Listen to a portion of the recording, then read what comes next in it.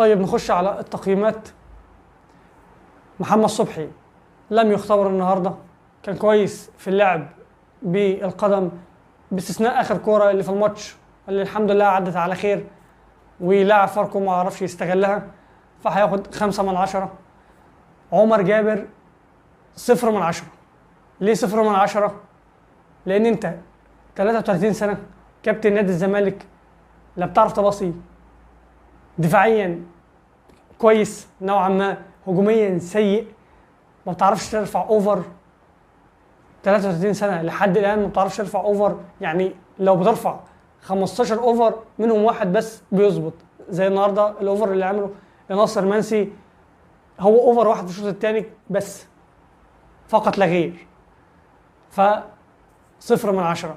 محمود حمدي الونش عشان لقطه الطرد بس 2/10.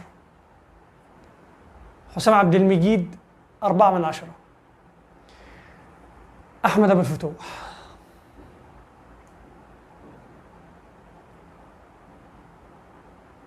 3/10.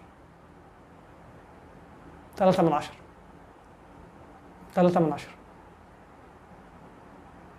دونجا نجم الماتش النهارده بالنسبه لي، افضل لاعب في الزمالك النهارده، اثبت على كده. الكوره، اللاعب رقم 6 في اوروبا بياخد الكوره من الدفاع بيديها لاقرب واحد جنبه، لو امكانياته على قده بياخد الكوره من الدفاع بيديها للي جنبه.